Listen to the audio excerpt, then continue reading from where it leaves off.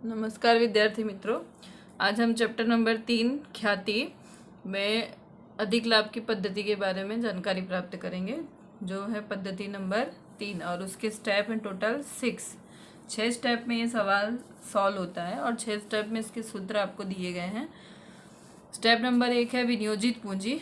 विनियोजित पूंजी बराबर होता है कुल संपत्तियां माइनस कुल बाहरी दायित्व।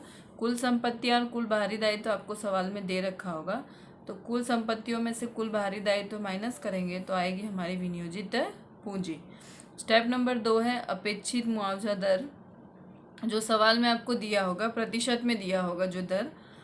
स्टेप नंबर 3 है अपेक्षित लाभ। अपेक्षित लाभ बराबर विनियोजित पूंजी गुणे अपेक्षित मुआवजे का दर बटे में 100। मतलब जो विनियोजित पूंजी आपकी आएगी उससे दर का गुणाकार करके बटे में 100 करेंगे तो आपका आएगा अपेक्षित लाभ।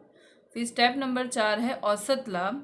औसत लाभ भी हो सकता है, यहाँ पर भारित औसत लाभ भी हो सकता है। वो सवाल में आपको दिया होगा कि किस लाभ के आधार पर अधिक लाभ की पद्धति आपको ज्ञात करनी है। तो औसत लाभ का सूत्र हमने पहले भी देख लिया है, दिए गए वर्षों का कुल लाभ बटे वर्षों की संख्या। या भारित औसत लाभ होगा तो कोष्टक तैयार करना होगा और कुल भारित लाभ, कुल औसत भारित लाभ निकाल के कुल भार से भाग देना होगा तो भारित औसत लाभ आएगा। अगर सवाल में दिया होगा कि भारित औसत लाभ से गणना करनी है तब ये काम करेंगे, नहीं तो औसत लाभ से ही गणना होगी इसकी। स्टेप नंबर 5 है अधिक लाभ। अधिक लाभ बराबर औसत लाभ माइनस अपेक्षित लाभ। यदि आपने स्टेप नंबर 4 में औसत लाभ ज्ञात किया है तो यहाँ औसत लाभ लिखेंगे। यदि भारित औसत लाभ ज्ञात किया है तो यहाँ भारित औसत लाभ आएगा। तो औसत लाभ माइनस अपेक्षित लाभ, मतलब औसत लाभ में से स्टेप नंबर 4 में से स्टेप नंबर 3 करेंगे माइनस। फिर है स्टेप नंबर 6। स्टेप नंबर 6 ख्याति लास्ट ज्ञात होगी, जिसका सूत्र है अधिक लाभ गुणे खरीदी के वर्षों की संख्या, जो आपको सवाल में दे रखा होगा। यानी अधिक लाभ की पद्धति टोटल 6 स्टेप में सवाल सॉल्व होगा। नंबर 1 है विनियोजित पूंजी, दूसरा है अपेक्षित मुआवजा दर, तीसरा है अपेक्षित लाभ, चौथा है औसत लाभ, पांचवा है अधिक लाभ और छठा आएगी ख्याति। ये है आपका तीसरा अधिक लाभ की पद्धति और इसके सूत्र याद कर लेना है सभी को। इस सूत्र के ऊपर डिपेंड है हमारा क्वेश्चन नंबर 8। तो पेज नंबर 105 पे देखेंगे क्वेश्चन नंबर 8। 8वां क्वेश्चन देखेंगे।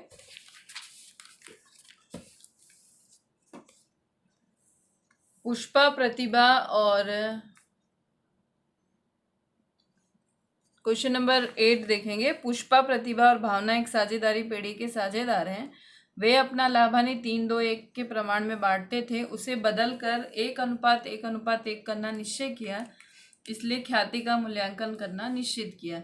साझेदारी पेढ़ी के लाभ तथा अन्य माहिती के आधार पर साझेदारी पेढ़ी की ख्याति की कीमत अधिक लाभ की 3 वर्ष की खरीदी के आधार पर निश्चित करना है। मतलब यहाँ पर हमें खरीदी के वर्ष दे दिए हैं 3, ख्याति की कीमत अधिक लाभ की पद्धति से ज्ञात करना है।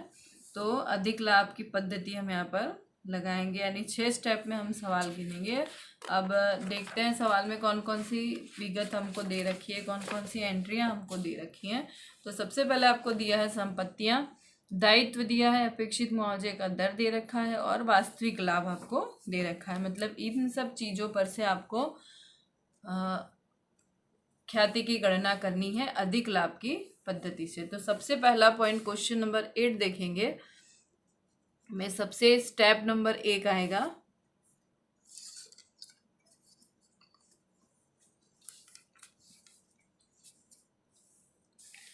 सबसे पहला स्टेप है विनियोजित पूंजी। सूत्र मैंने अभी आपको बताया, वैसे कुल संपत्तियां माइनस कुल बाहरी दायित्व।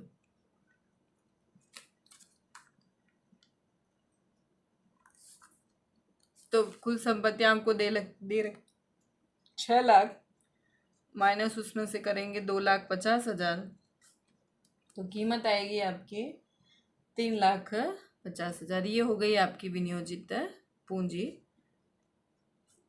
अब स्टेप नंबर 2 है आपका अपेक्षित मुआवजा दर।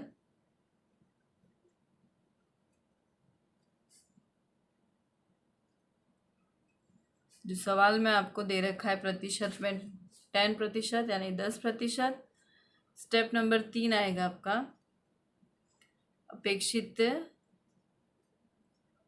लाभ।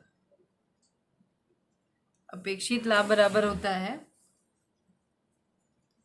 विनियोजित पूंजी गुणे अपेक्षित मुआवजा दर बटे में 100।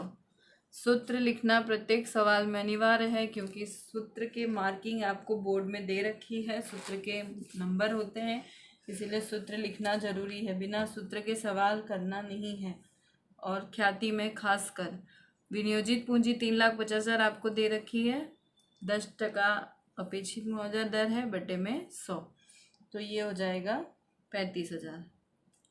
स्टेप नंबर 4 ज्ञात करेंगे। स्टेप नंबर 4 है आपका औसत लाभ।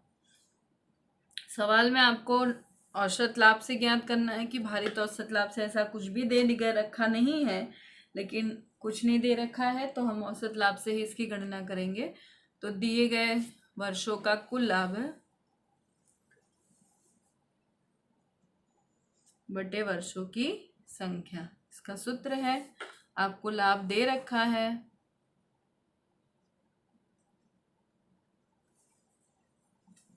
तो लाभ आपको 2014-15 का दिया है 80,000, 15-16 का आपको दिया है 70,000, 16-17 का दिया है आपको 90,000, और बटे में लिखेंगे टोटल 3 वर्ष है इसलिए 3 लिखेंगे। तो ये कुल लाभ हो जाएगा आपका 2,40,000 बटे में 3, तो इसका आंसर आएगा 80,000 रुपये। ये हुआ स्टेप नंबर 4 कंप्लीट। अब स्टेप नंबर 5 की गणना करेंगे। स्टेप नंबर 5 है आपका अधिक लाभ। अधिक लाभ बराबर होता है औसत लाभ माइनस अपेक्षित लाभ। औसत लाभ है आपका 80,000, उसमें से अपेक्षित लाभ माइनस करेंगे 35,000, तो इसका आंसर आएगा 45,000 रुपये।